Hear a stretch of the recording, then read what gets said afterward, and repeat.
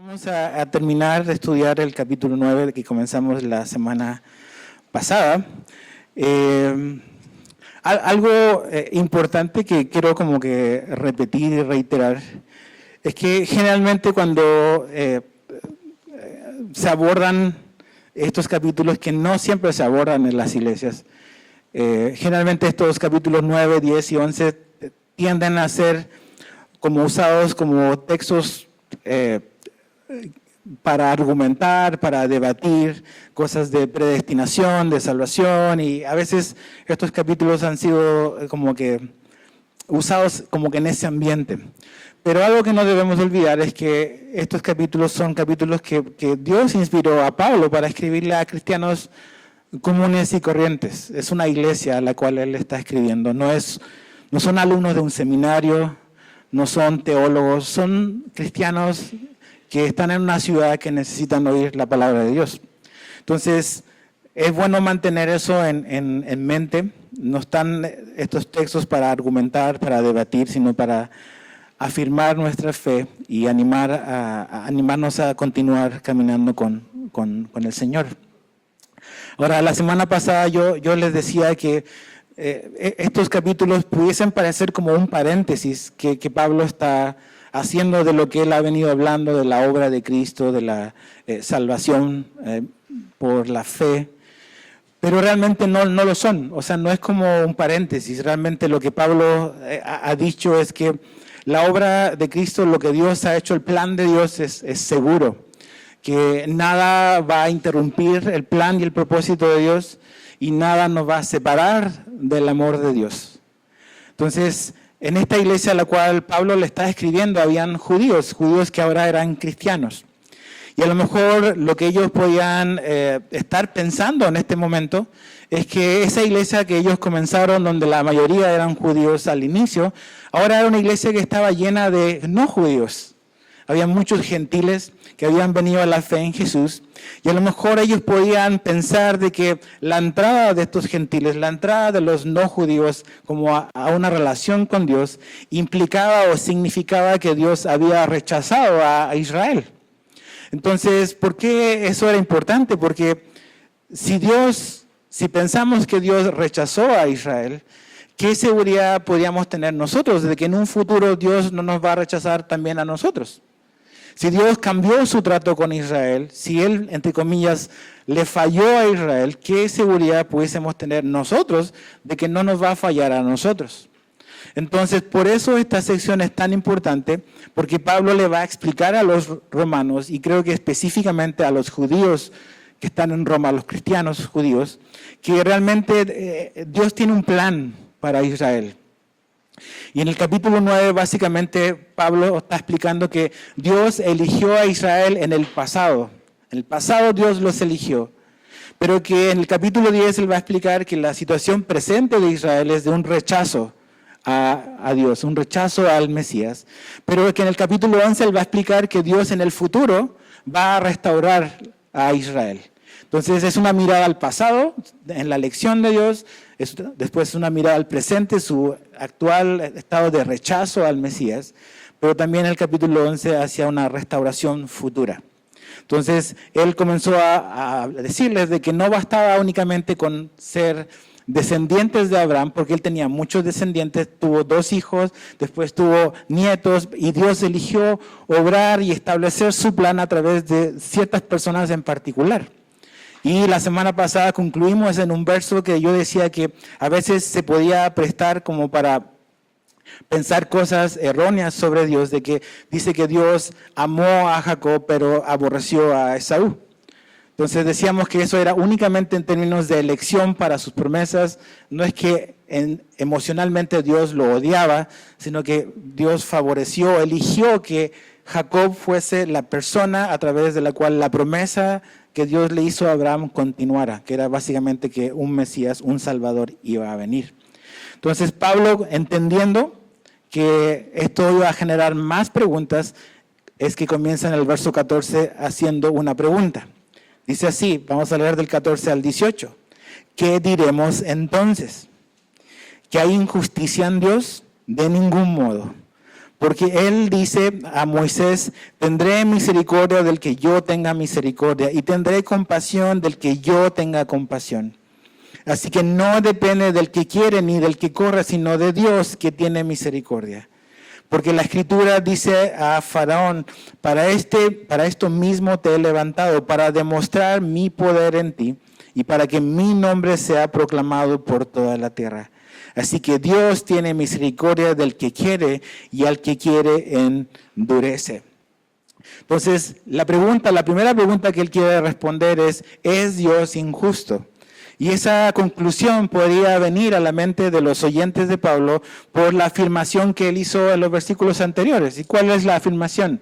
De que Dios eligió a Isaac y no a Ismael, y de que Dios eligió a Jacob y no a Esaú. Entonces, en cierta manera, en la mente de algunos podría como que cuestionarse el carácter de Dios de ser justo. De que Dios elige para cosas buenas y Dios elige a otras para cosas malas. Pero realmente algo que tenemos que tener siempre presente es que para Dios es imposible que Él sea injusto, va en contra de su naturaleza. A veces cuando decimos Dios todo lo puede hacer, hay ciertas cosas que Dios no puede hacer y Dios no puede ser injusto. Va en contra de quién es Él.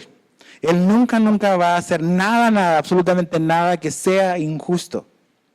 Entonces, eso ya de por sí debe ser suficiente como para quitar algunas ideas que podamos tener, pero Pablo lo va a demostrar, va a explicarnos por qué es que Dios, a través de la Escritura, nos muestra de que no es un Dios injusto. Y lo primero que menciona ahí en el verso 14, es el verso 15, dice, porque él dice a Moisés, tendré misericordia del que yo tenga misericordia. Y lo que hace Pablo básicamente es como que apuntar o llevarnos al pasado, a un incidente, a un evento que ocurrió en Éxodo 32 y en Éxodo 33. ¿Qué era lo que había pasado? Dios había sacado a los israelitas de Egipto y Dios les había dado su ley. Pero, ¿qué es lo que ocurrió mientras Moisés estaba arriba en el monte? El pueblo construyó un becerro de oro y básicamente reemplazó la gloria de Dios por la imagen de un animal, de un becerro. Entonces, la historia nos dice ahí en Éxodo 32 y 33 de que Dios justamente se indignó por lo que Israel había decidido y básicamente su enojo era justo. Porque, ¿qué es lo que había hecho la nación de Israel? Había aceptado el pacto que Dios hizo con ellos.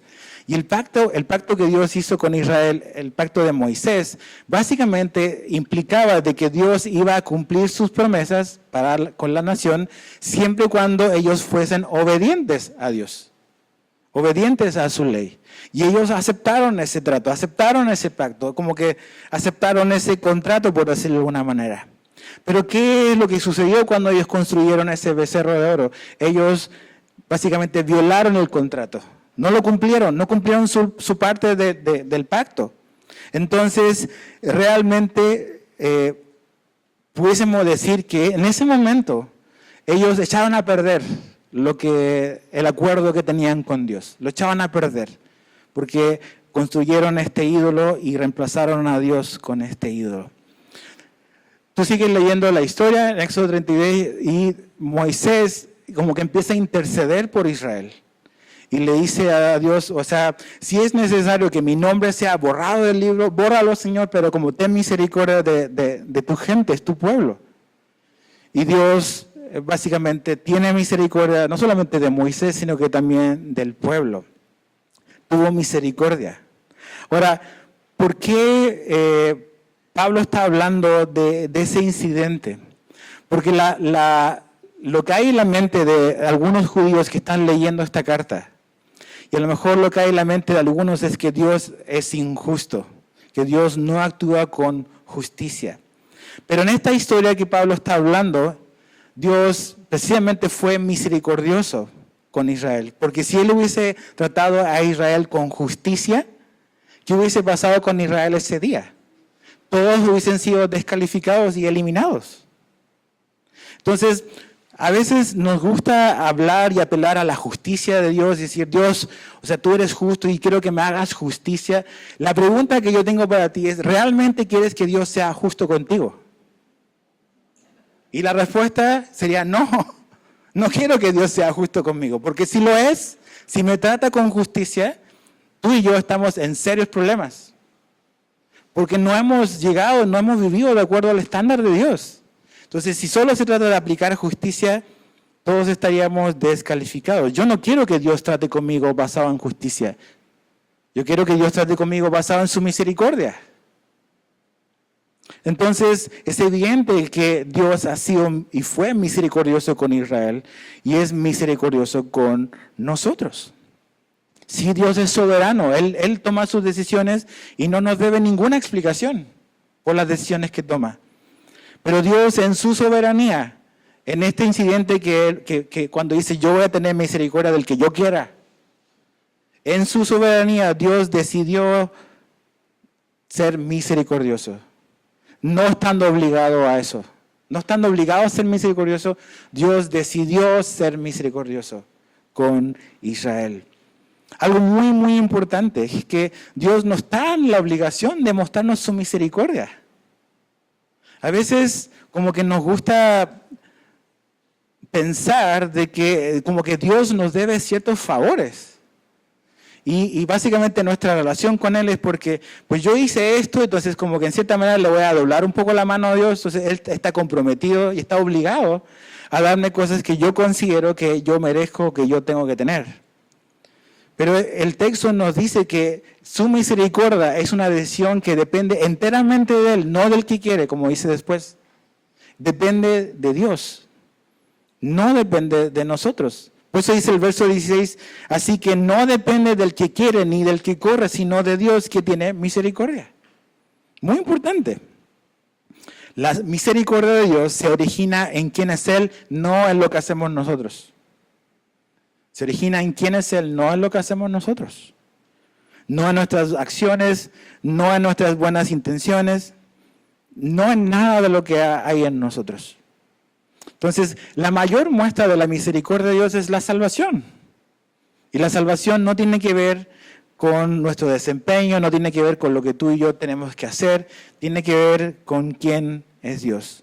Y no puedes hacer nada para merecer la misericordia de Dios. Misericordia es no recibir lo que merecemos. Eso es misericordia, no recibir el juicio que sí merecemos. Eso es lo que el pueblo de Israel merecía al violar el pacto. Ellos estaban de acuerdo, dijeron, sí, vamos, nos comprometemos a esto. Pero fallaron. Y Dios decide actuar en su soberanía. Porque dice, si esto va a funcionar, no puedo contar con ellos. Yo tengo que tomar las decisiones aquí. Y Dios en su soberanía decidió actuar con misericordia. Y la salvación es misericordia. No hay nada que tú y yo podamos hacer para hacer deudor a Dios con nosotros. La salvación es un regalo que Dios te da. No es algo que tienes que comprar, que puedes comprar a través de ninguna obra o desempeño o buena intención o nada de eso. Es simplemente algo que Dios, por quien es Él, ha decidido ofrecer. Entonces, Dios no es injusto. Él fue misericordioso. Ahora, Pablo va a usar un ejemplo del faraón. Fíjate el verso 17. Porque la Escritura dice a Faraón, para esto mismo te he levantado, para demostrar mi poder en ti y para que mi nombre sea proclamado por toda la tierra. Así que Dios tiene misericordia del que quiere y al que quiere endurece.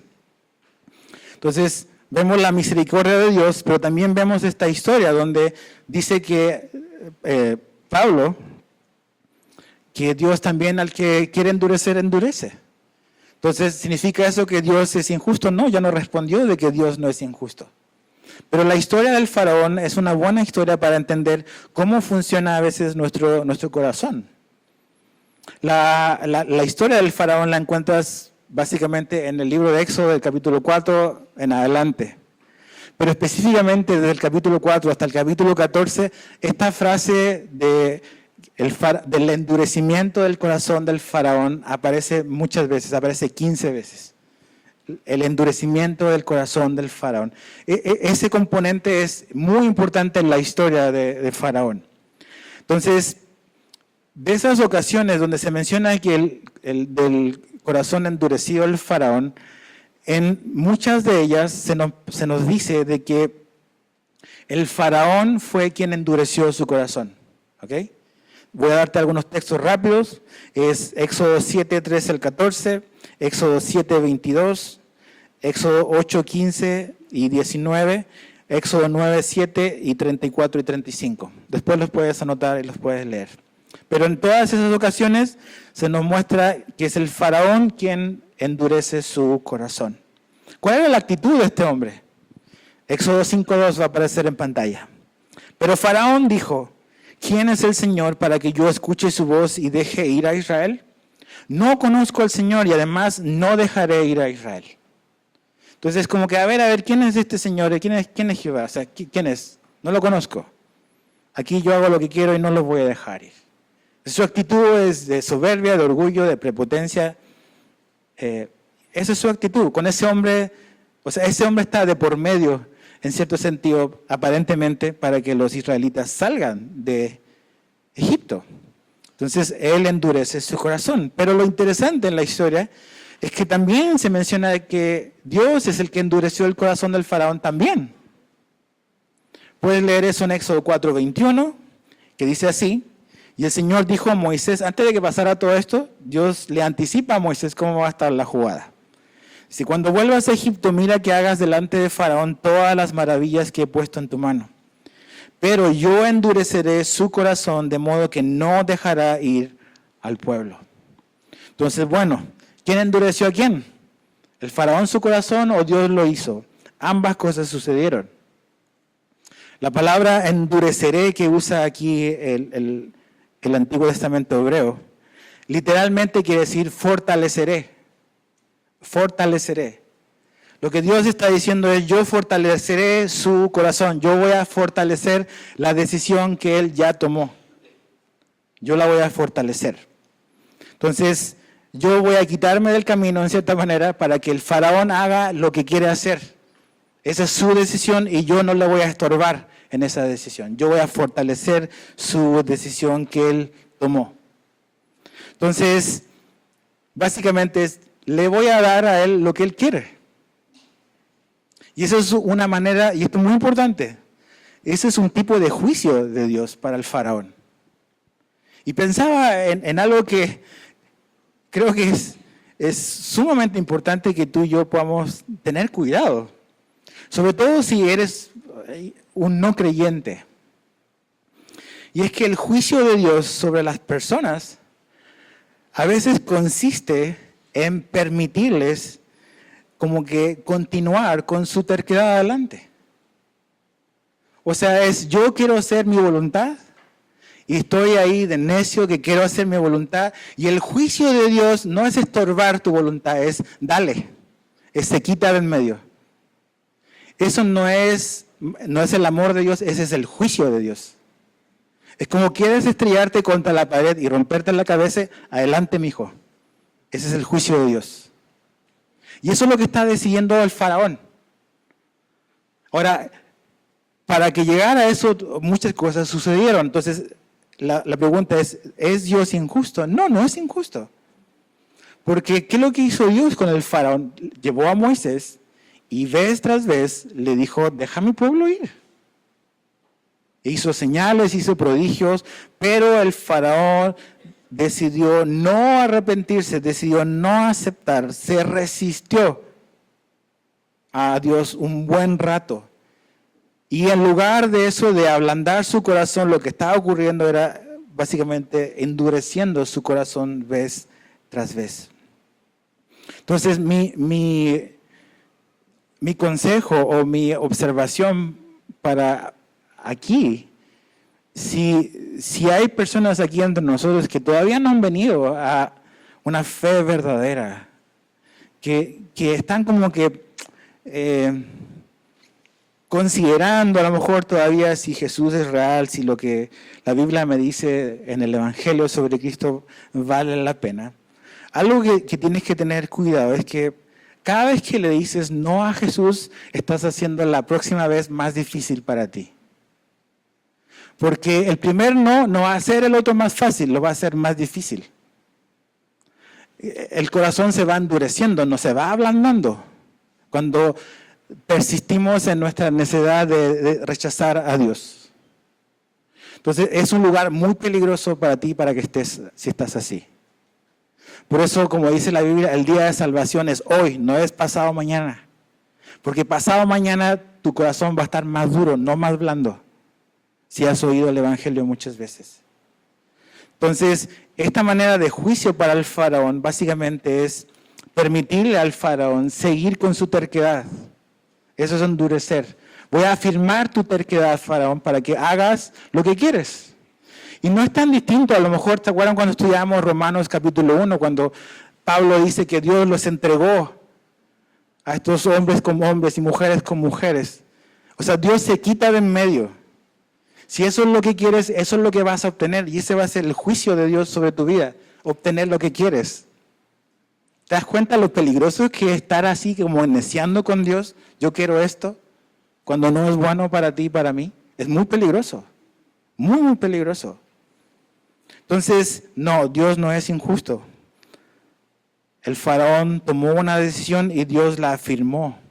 Confirmó lo que él había decidido y fue terrible para el faraón. Verso 19 al 21. Me dirás entonces, ¿por qué pues todavía reprocha a Dios? Porque ¿quién resiste a su voluntad? Al contrario, ¿quién eres tú, hombre, que le contestas a Dios? ¿Dirá acaso el objeto modelado al que lo modela, ¿por qué me hiciste así? ¿O no tiene el alfarero derecho sobre el barro de hacer de la misma masa un vaso para uso honorable y otro para uso ordinario? Entonces Pablo conoce la mente de la gente y sabe que van a haber como que más preguntas. Y una versión más moderna de este versículo dice así: por supuesto, casi puedo escuchar tu objeción. Si esto es así y la voluntad de Dios es irresistible, ¿por qué culpa a Dios a los hombres por lo que hacen?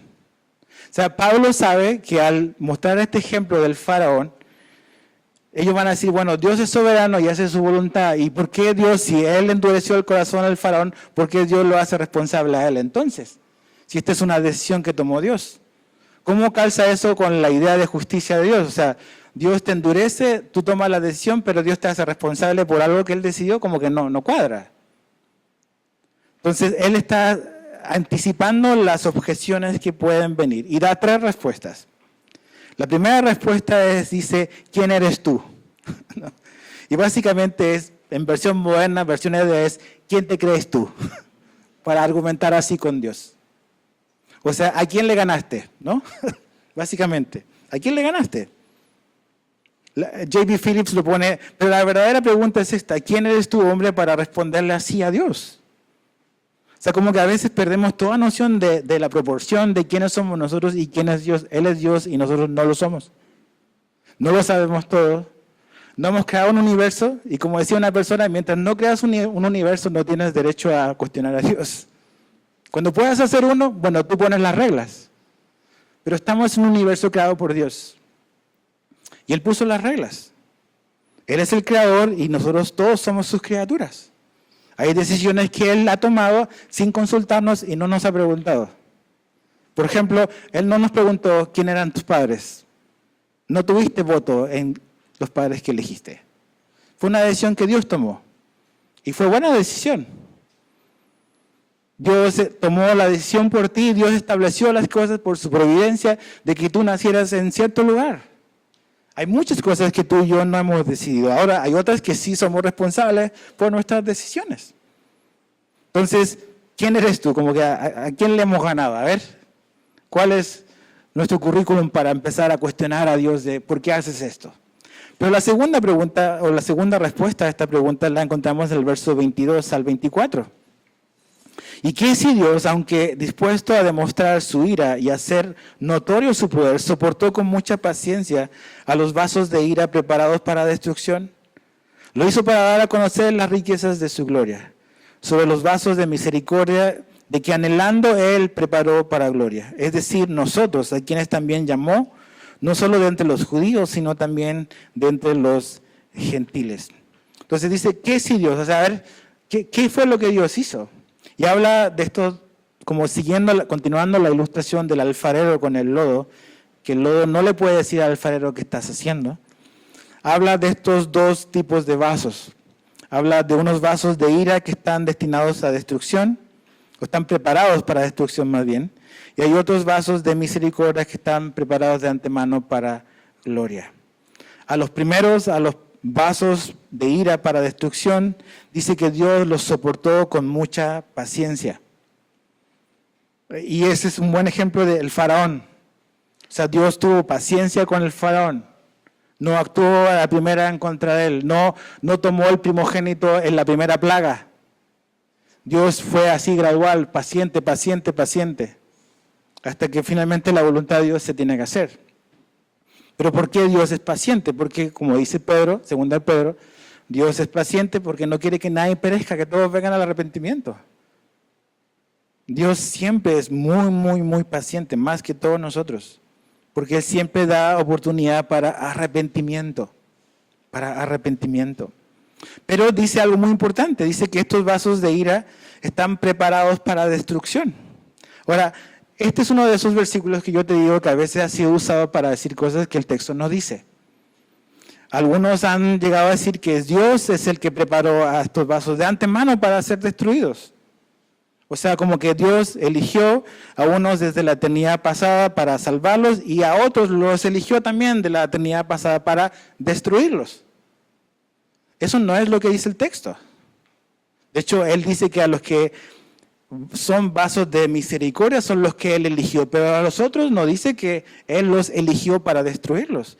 Dice aquí que ellos están preparados para destrucción.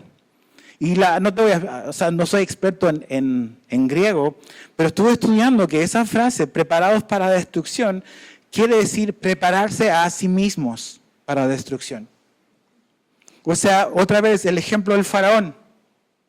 Él se resistió, y él solito se preparó para ser destruido, por decirlo de alguna manera, para ser juzgado por Dios. Entonces, no es que Dios a unos los elige para salvarlos, pero a otros los elige de antemano para destruirlos. No es lo que la Biblia dice. Ahora, los vasos de misericordia, que dice que son preparados de antemano para gloria, Dios ha demostrado, dice, las riquezas de su gloria. Y ahí es donde Pablo dice, ustedes, o sea, nosotros los creyentes judíos y gentiles, Dios nos salvó. Dios tuvo misericordia con nosotros. Dios nos reveló su buena voluntad. Y creo que a lo mejor estas cosas son muy profundas y a lo mejor muy complicadas a veces de entenderlas a la primera, sobre todo si no lo hemos leído muy seguido. Creo que el hecho de que tú estés acá y de que tú hoy seas un creyente, como yo decía en la reunión de las 10, debiese de motivarnos a una profunda, profunda gratitud con Dios. Porque lo más bien podrías estar en otro lugar completamente perdido, sin ninguna esperanza, sin ni siquiera estar interesado en las cosas de Dios, pero un día Dios tuvo misericordia de ti. Y no te dio lo que merecías, sino te dio lo que no merecías, su favor.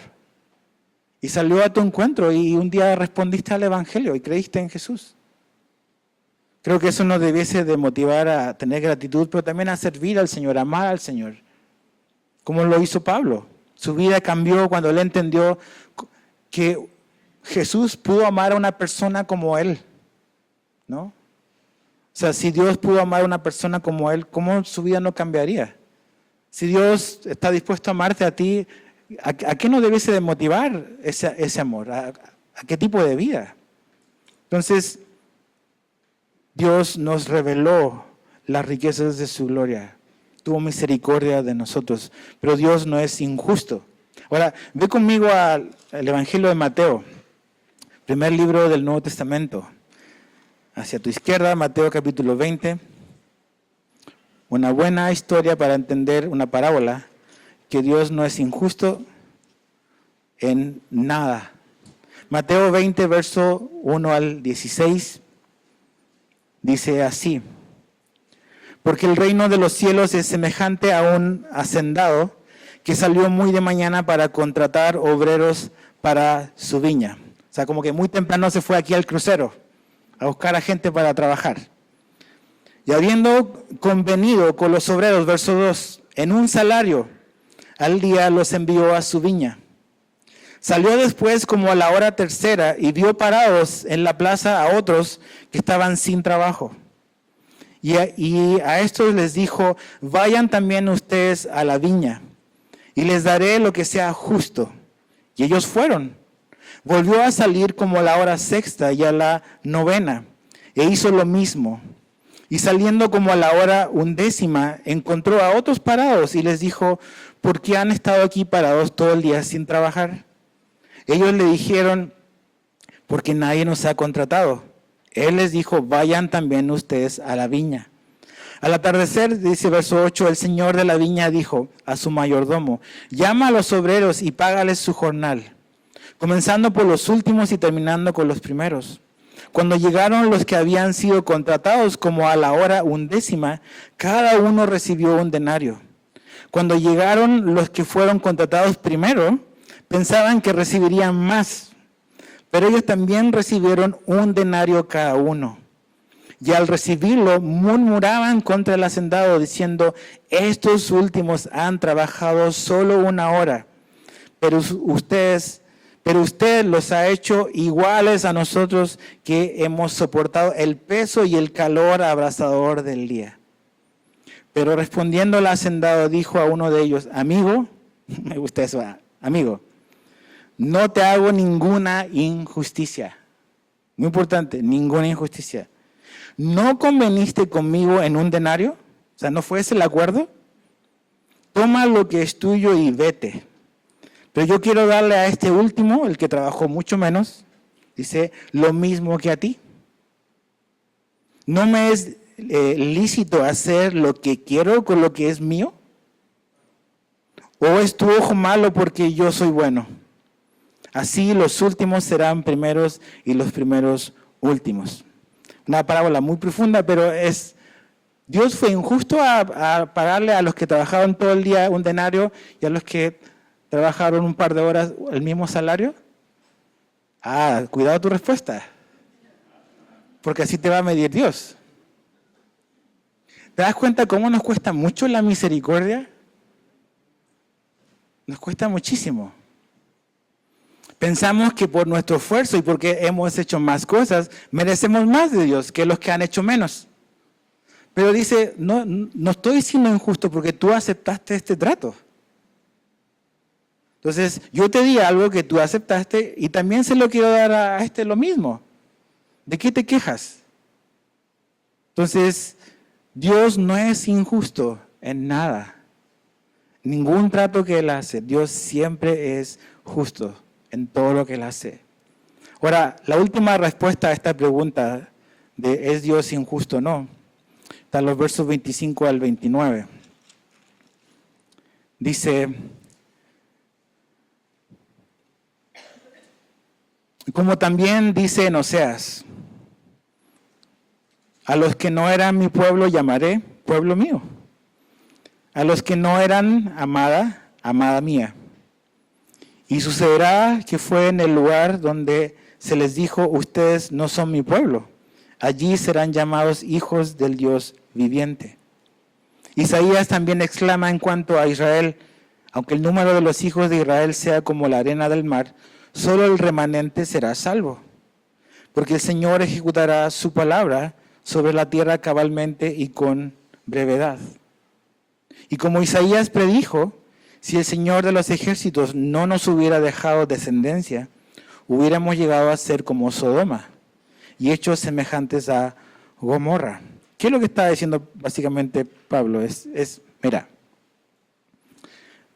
todo este asunto de que los judíos estaban pensando, Dios a lo mejor nos desechó, y mira todos los gentiles que están viniendo a la salvación ahora.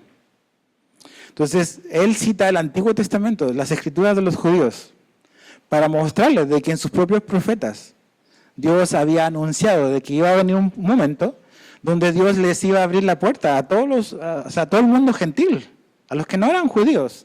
También era parte del plan de Dios salvarnos a nosotros. Y que a diferencia a lo mejor de lo que ellos pensaban, cuando cita por ejemplo a Isaías, está hablando de que un remanente muy muy pequeño de judíos realmente eran los que realmente eran salvos.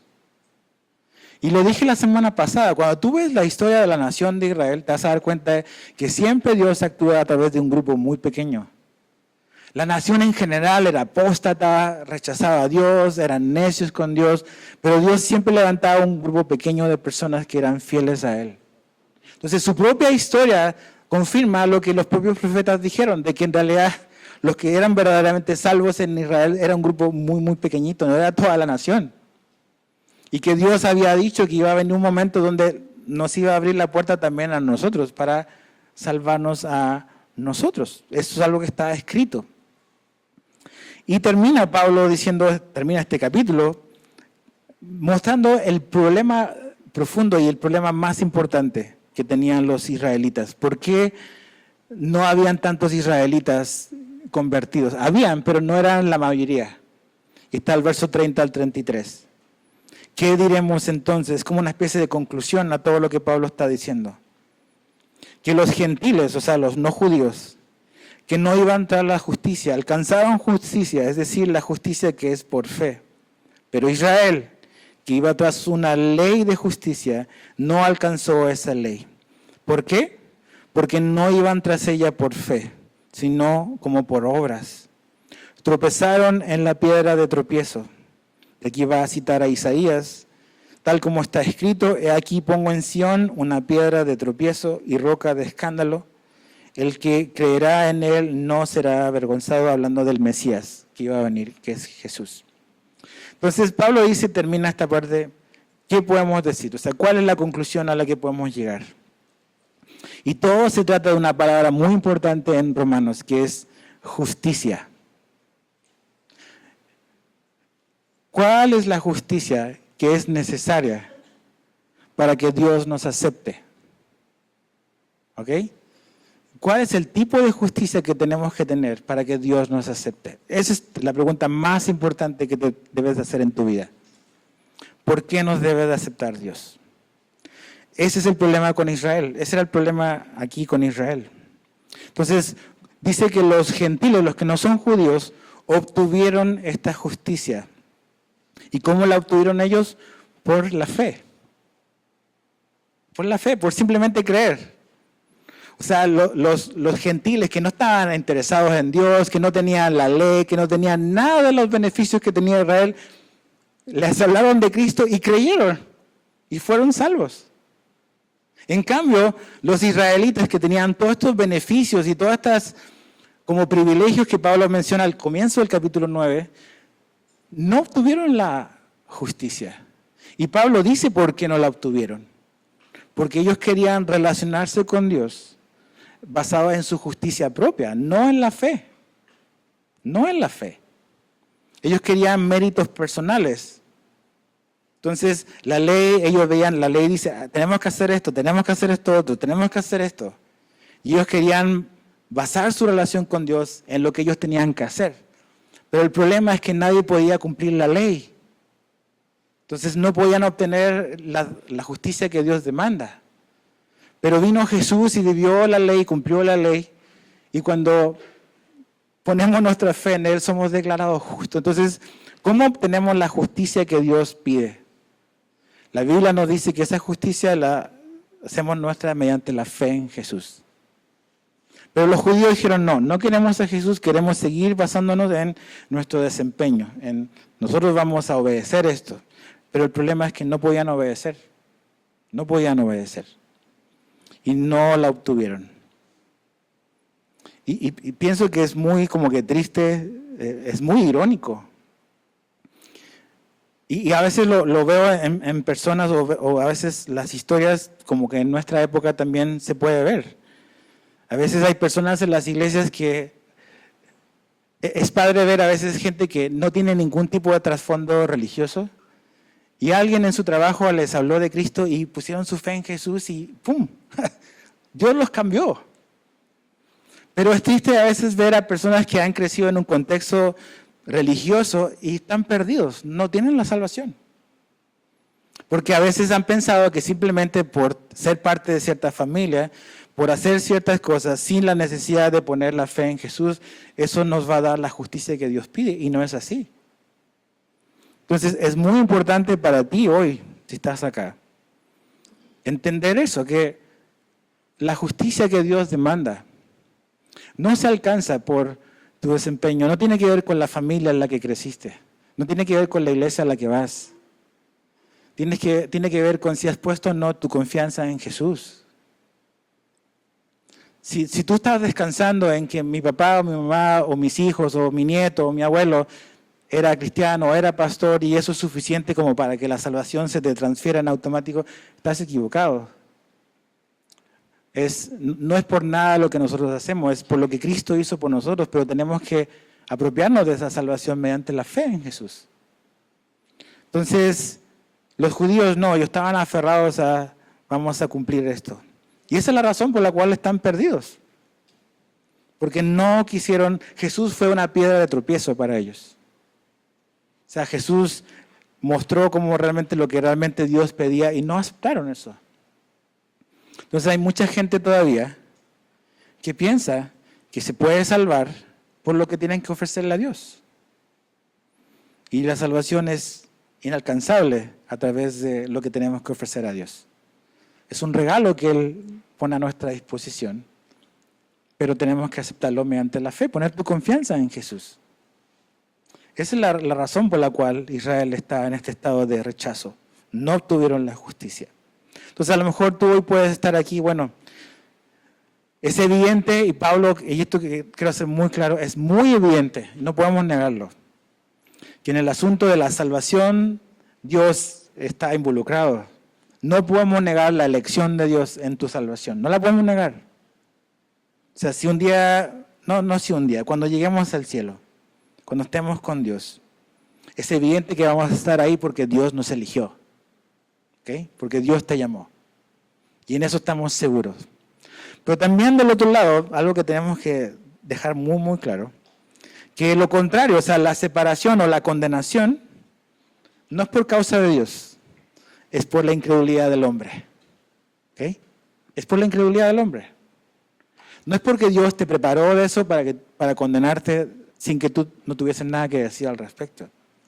Entonces, por eso es tan importante que si tú todavía no eres un creyente y has estado viniendo o te han estado hablando de Jesús, tú puedas tomar una decisión lo antes posible. Porque la próxima vez, como dije hace un rato, no va a ser más fácil necesariamente, sino que va a ser un poco más difícil. Y nuestro corazón se puede ir endureciendo, como el corazón del faraón se endureció. No se hizo más blando con el tiempo.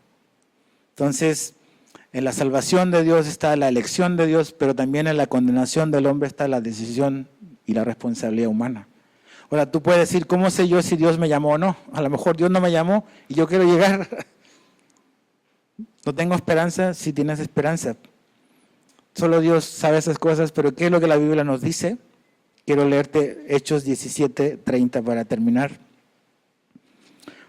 Pablo dice, por tanto, habiendo pasado por alto los tiempos de ignorancia, Dios declara ahora, dice, a todos los hombres, no a los elegidos, no a un grupo en particular, a todos los hombres. Y dice, en todas partes, Cancún incluido. ¿Qué manda Dios? ¿Qué exige Dios? Que se arrepientan. Entonces, esta es una invitación que Dios hace a todo el mundo, en todo lugar. Entonces, dices, ok, la salvación del hombre es decisión de Dios. Sí, es decisión, está incluida la decisión del hombre también. Son cosas que a lo mejor en nuestra mente no vamos a poder como reconciliar todo. Pero es evidente que Dios nos está haciendo la invitación a arrepentir, si tú no eres un cristiano hoy. Entonces, yo creo, yo estoy seguro de que Dios es muy paciente, muy misericordioso, pero ese es el llamado de Dios. Es un llamado general. Necesitas en todas partes, en todo lugar, venir en arrepentimiento a Dios, en fe en Jesús. Si tú respondes a su llamado, la Biblia nos da la certeza de que eres salvo.